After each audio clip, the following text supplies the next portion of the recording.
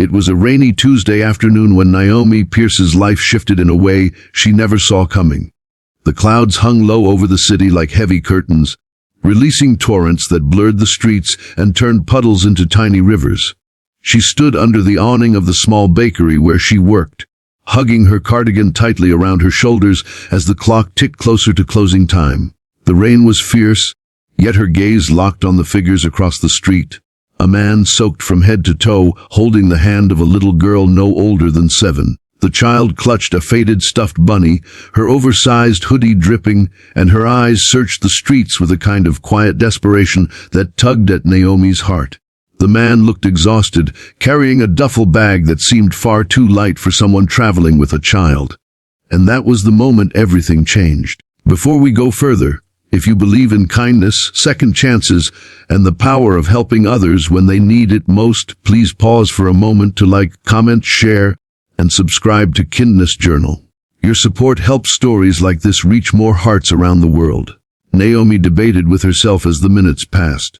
The world wasn't always safe, and she wasn't naive. Letting strangers into her life was something she rarely considered. But when the little girl coughed violently under the storm, Naomi couldn't stand still any longer. She grabbed the bakery's spare umbrella and dashed across the road, the rain splattering her shoes. She reached them breathless and without even asking for permission held the umbrella over the child first.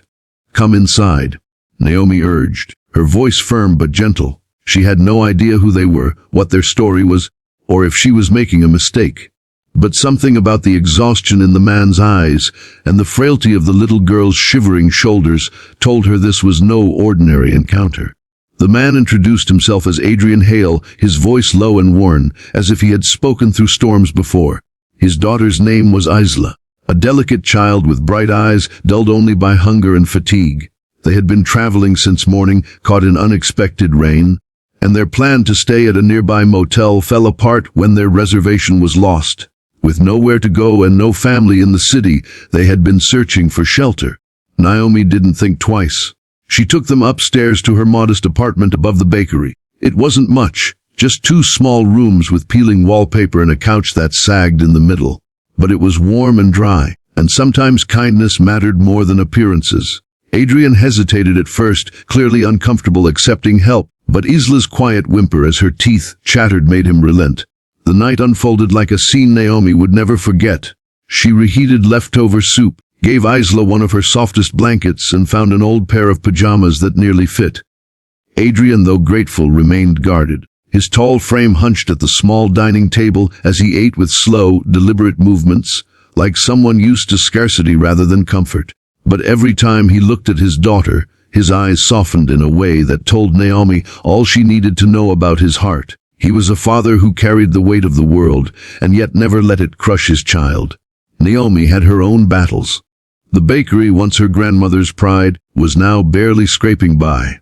Rent was climbing, bills piled up, and she had heard rumors that the company that owned the property was considering new management. She feared the call any day now that she'd lose not only her home but her livelihood. Still, she never spoke of it aloud. She wasn't one to complain. She believed in fighting quietly and holding her dignity like a shield. As the storm raged outside, Naomi noticed Isla's eyes flicker with fear at every rumble of thunder. Without thinking, she sat beside her, telling her silly stories about when she was a little girl who used to hide under tables during storms. Slowly, Isla smiled. Adrian watched the exchange, silent, his expression unreadable, but something unspoken passed between them. An acknowledgement that Naomi had eased a pain he couldn't reach. By morning, the storm had cleared. Sunlight streamed through Naomi's small kitchen window as she brewed coffee and prepared toast. Adrian folded the blanket neatly, his military-like precision hinting at a disciplined past. He thanked her with quiet sincerity, promising he would repay her kindness someday. Naomi brushed it off with a smile. She didn't expect repayment. She believed kindness should stand alone. What Naomi didn't know, what would soon alter the very course of her life, was that Adrian Hale wasn't just a struggling father. He was the newly appointed CEO of Caraway Holdings, the massive corporation that owned the very building where Naomi's bakery sat. He had been in town for only 3 days under the radar, trying to experience life from the ground before stepping into his powerful role. The revelation came weeks later. Naomi had been summoned to a meeting at the corporate office, her stomach in knots as she prepared herself for the worst. She wore her neatest blouse, ironed until it lay flat as paper, and carried her grandmother's old leather notebook as though it could somehow give her strength. When she entered the grand boardroom, she froze. At the head of the table, in a tailored navy suit, sat Adrian Hale. His presence was no longer wary but commanding, his eyes sharp and attentive. Yet when they landed on her, recognition softened them instantly. The air seemed to shift. Gasps and murmurs rippled through the room when he stood, walked toward her, and greeted her not as a stranger but as someone who had once opened her door to him without hesitation. Naomi felt her knees tremble. She was utterly unprepared for the collision of worlds, the soaked, tired father in her apartment and the powerful CEO who now held the future of her bakery in his hands. Adrian didn't waste time. He looked at the board, then back at Naomi, and declared that the bakery was not only staying, but would receive full corporate support for renovation and expansion. His reasoning was simple. Kindness like Naomi's deserved to flourish. The room fell silent, stunned by the authority in his words. Naomi tried to protest, her humility rising to the surface, but Adrian silenced her gently with a look that carried both gratitude and respect. He told the room about the night she had given him and his daughter shelter, about the soup, the blanket, and the stories that comforted Isla. He spoke not as a CEO, but as a man indebted to a stranger's compassion. Naomi's eyes burned with tears, but she held them back, knowing her grandmother would have wanted her to stand tall in this moment. What followed was a transformation Naomi could scarcely believe. The bakery was refurbished, the walls painted with warmth, the shelves filled with fresh supplies, and customers poured in once words spread of the story behind it. Adrian visited often, sometimes with Isla, who adored Naomi like an aunt she had always wished for.